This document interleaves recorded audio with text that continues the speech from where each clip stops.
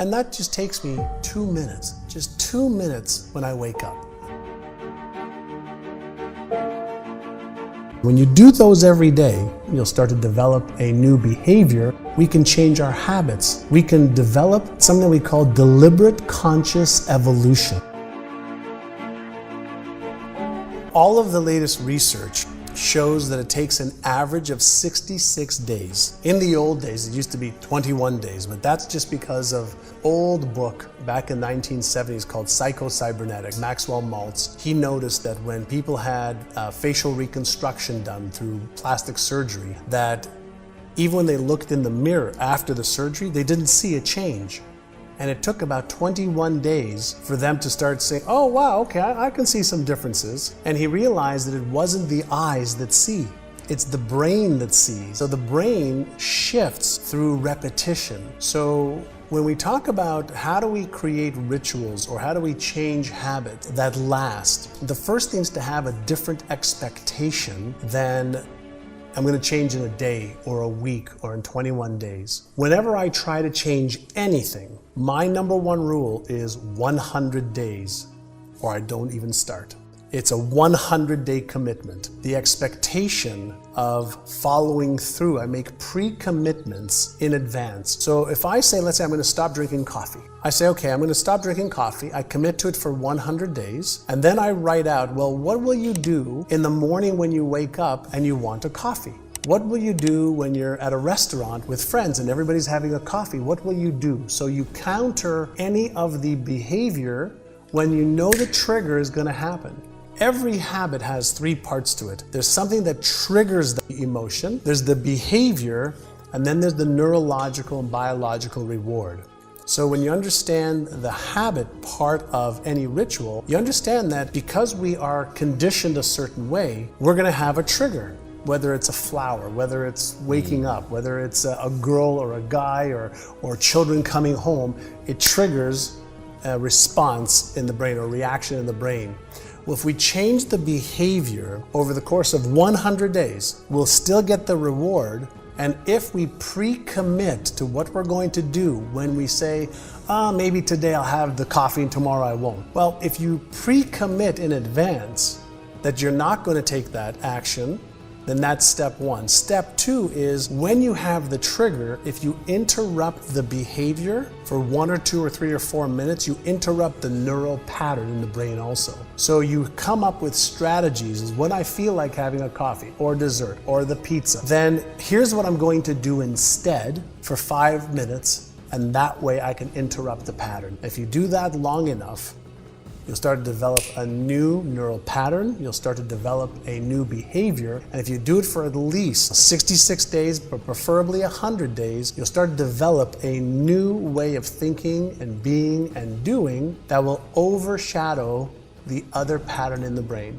There's a psychology behind it, but there's also the neurological processes of the brain, and what happens is our brain doesn't like change. Yeah. So any time that there is change, the brain feels uncomfortable. As soon as it feels uncomfortable, it'll send signals to the motor cortex of the brain. It'll send messages, and we'll start to rationalize. We'll start to tell ourselves, well, I shouldn't do it because of this. Well, maybe today's not a good day. Well, I'll start today, but I won't continue till next week, or you know what, I really don't want this. And we start to talk to ourselves. And when we understand what the brain does whenever we try to change, then we can start being in control of the brain, and we can override the automatic responses. There's something called automaticity. And automaticity states that anything that I repeat over and over and over again over a period of time will go from conscious effort, willpower, or persistence, and it'll become automatic. So we just have to know how long that is. And some things take a week, some things take 60 days. Some habits that people have for 20, 30, 40, 50 years take 200 days.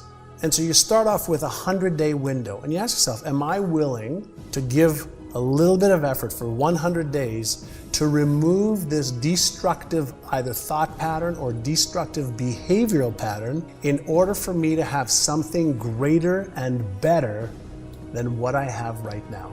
When I wake up in the morning, the first thing I do is I do a gratitude exercise where I ask myself, usually in bed, what am I most grateful for today? And usually, I'm grateful for my health, I'm grateful for my wife, I'm grateful for my children, I'm grateful to be alive, I'm grateful, for my family, I'm grateful to experiences. While I think about that, I feel it. And so the feeling starts every day with a great feeling.